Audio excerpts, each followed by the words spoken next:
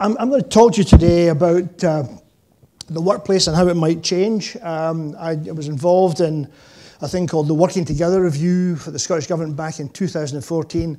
I learned a lot then. I learned a lot that I should have learned many years ago.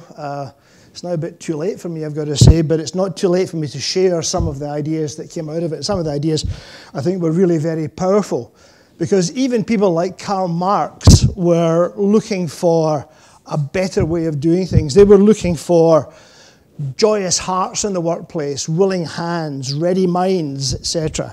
The tragedy has been, however, the experiments of the 20th century, including communism, what happened with British Leyland, with amateur management and militant unions, neoliberalism, have failed. We've got some enlightened exceptions that I'm going to tell you about today, but communism failed, British Leyland model failed, neoliberalism, I would argue, has totally failed and could well be catastrophic, but there are enlightened exceptions. So bear with me, and I will get to those enlightened exceptions.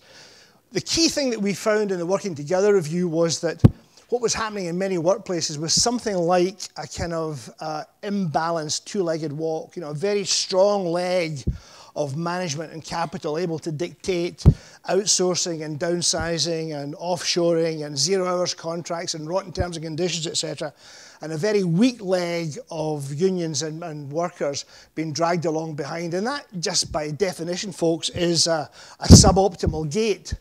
And the explanation I've seen for this is William and Ken Hopper talking about America being strong between 1870 and 1970 because of John Winthrop, who came from Plymouth in 1630 with the Puritan vision of how do we create heaven on earth, how do we work together, how do we involve everyone in that process, and how do we join the dots to prove that everything is getting better and we are lifting all the boats. And the tragedy of their report says that it was spoiled. The cancer started around about 1911 when Frederick Taylor came up with time and motion studies, the stopwatch, breaking the morale of working people, breaking the gap of trust between worker and management, creating the fantasy of scientific management that you could go from engineering to retail to banking without deep domain knowledge, encouraging short-termism. We've now got that big time now with neoliberalism and the financialization of pretty much everything, etc. So we saw this imbalance really materially there. And we saw also an explanation for it, that what seemed to be happening was that in the workplace, the metaphor that most of us have of the workplace being a family and management being the parental figure, we had excessive strict parent. The nurturing parent had gone missing. It was, show me the results, show me the money, etc. Build your capability, produce or depart, etc. Really harsh, really hard. And I think the big driver for that, for me, has been greed. People have been trying to be short-termist, to optimize return, to cash in the share options, to be in the Bahamas when the muck hits the fan, etc. And David Hume, here in Edinburgh in 1776, was pretty much nailing this. David Hume talked about greed being the worst vice ever. And why is it the worst vice? It's the worst vice because unbridled, it will destroy the greedy. And utterly unbridled, it will destroy society. So we have got to face this down. And there's a big line in politics that says, power's a big issue in politics until you start talking about it. Well, so is greed. We need to start talking about it. So is psychopathy. We need to start talking about it. There are a lot of psychopaths in business, etc. So I'm arguing for win-win dynamics. In this interconnected world now, we no longer can have win-win-win-lose dynamics. The loser is not going to be a source of repeat business, not a positive referral. You might end up having to discount your products to sell, etc.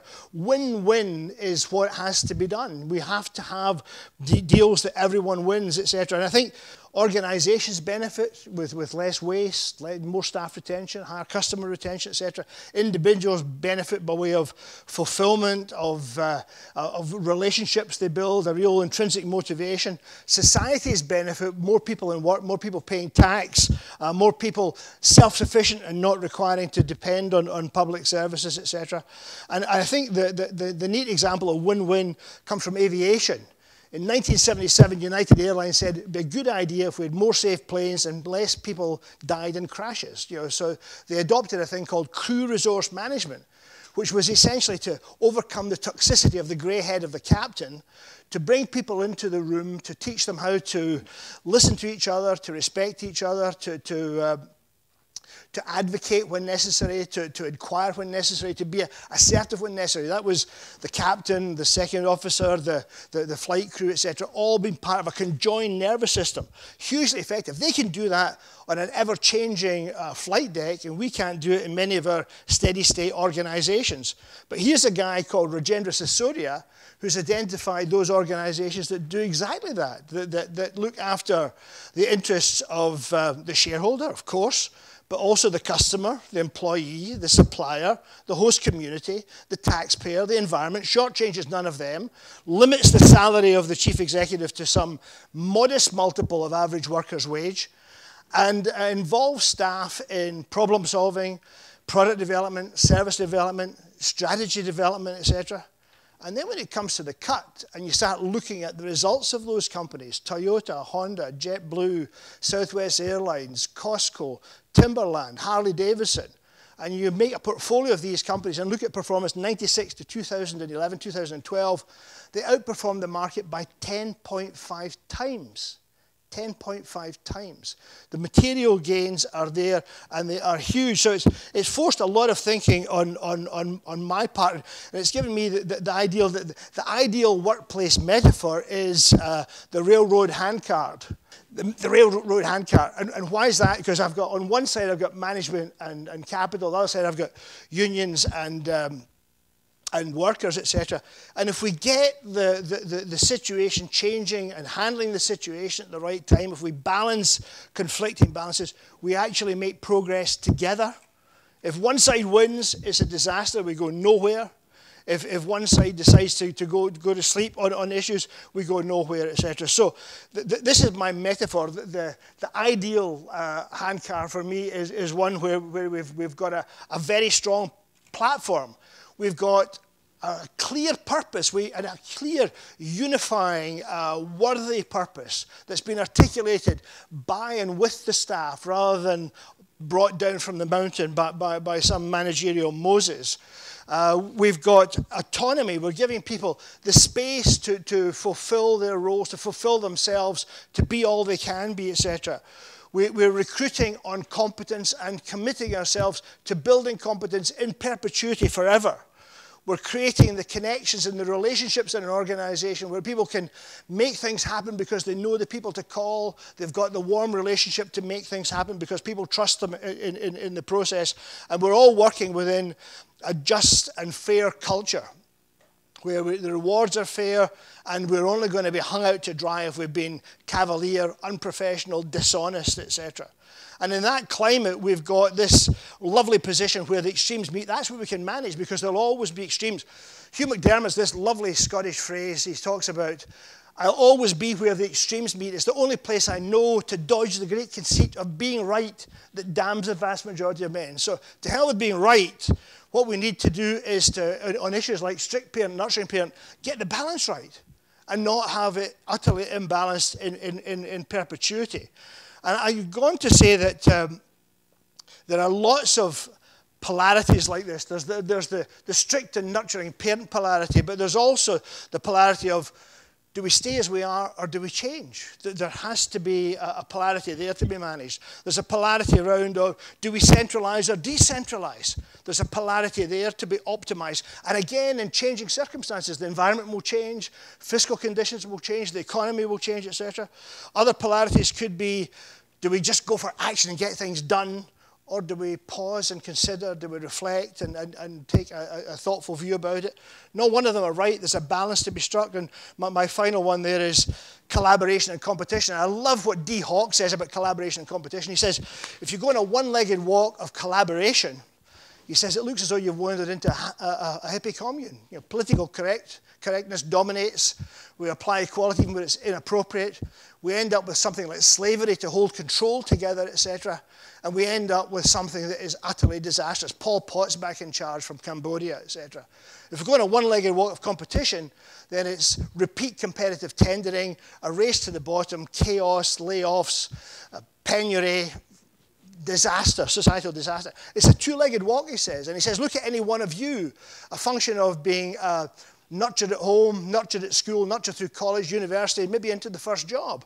But you had to compete with siblings at home, you had to compete in the playground, you had to compete in the classroom, you had to compete on right to get that job and hold it down. And what I like about this is the advocates are solid. Barry Johnson's worth looking at because he's the guy that really opens up my mind on polarity management, because most polarities, the status quo folks see the strength of the status quo and the weakness of the opposition. And the Crusaders see their strengths and the weakness of the status quo, but they don't see all four quadrants. We need to see all four quadrants. Barry Johnson helps us do that. Mary Parker Follett, 1868 to 1933, never worked in the private sector, always worked in the voluntary sector. Genius. She says, integrate ideas. Don't, when you believe black, tell the other person who believes white that they're wrong. Ask, why is white right for you? Integrate the ideas. She says, value differences, integrate ideas, form new groups. Wonderful. Form a new group in the workplace. Wonderful still. And George Soros, he's the one that's whispering in the ear of both people on either side of the handcar, which says, the one thing I can tell you for certain about what you're doing, particularly in retrospect, is that it's wrong. The best you can hope for is you're working on a fertile fallacy. Now, my argument is you'll be in a much more fertile fallacy if you're getting the feedback from that other side of the platform and managing it forward. And finally, I would say, look at the art of hosting that swept Denmark and Austria and Sweden and Canada and the States and is now here in Scotland, where we're bringing people together to have conversations that matter, to have conversations that surface the issues that really matter, that allows us to focus on that.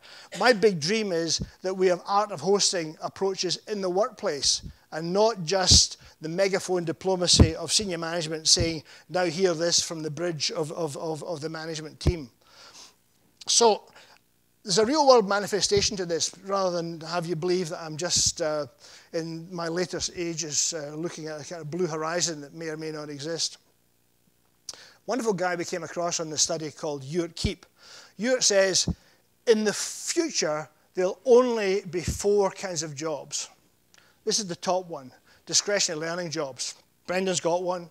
Clarity of purpose, the autonomy to go on and do his job, the competence to do it, the relationships you need to make things happen. And he's also got the just and fair culture that he works within. Next level down, lean jobs where your job is pretty much prescribed, you know exactly what you're supposed to do. Level beyond that is tailorist jobs, named after Frederick Taylor. Don't bother bringing your brain. We'll tell you what to do minute to minute, hour to hour. You'll be fine. And the bottom level of job, traditional jobs, don't even discuss change. You'll get fired, sidelined, etc.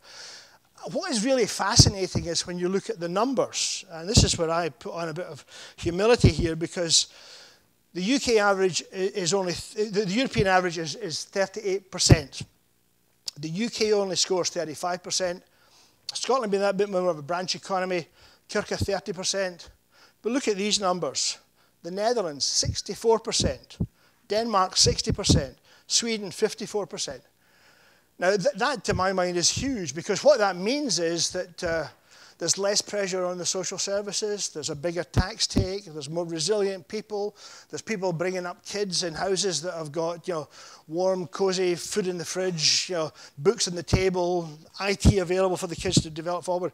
But from a business standpoint, there also comes a Tom Peters link here. Tom Peters says that little blue circle down there is the generic product that any company is delivering. He said the bad news is that yellow circle is what the customer expects.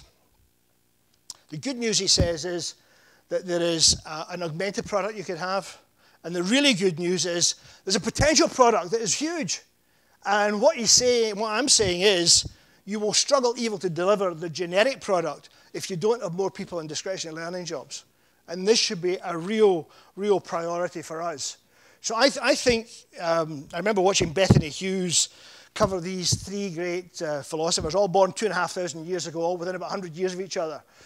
Socrates, Confucius, and the Buddha, all coming to pretty much the same conclusion, which was when you distill down their proposition, it's essentially the handcart, a bit before their time, and it's do the right thing. Do the right thing by your people, by your customers, by your suppliers, by your host community, by the taxpayer, by the environment.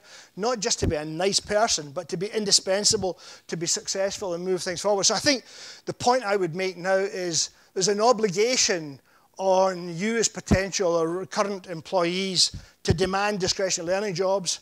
There's an obligation on employers to create more discretionary learning jobs, even just for their own self-interest. And there are lessons to be learned from Raj Sisodia and what he's identified with these firms of endearment companies. There's lessons to be learned from the Netherlands. And if you go back to a lovely line from a French economist, worked for the OECD at one point in time, Jean-Pierre Coty, he said famously, a failure to converge is a failure to learn. We must learn this. Thank you.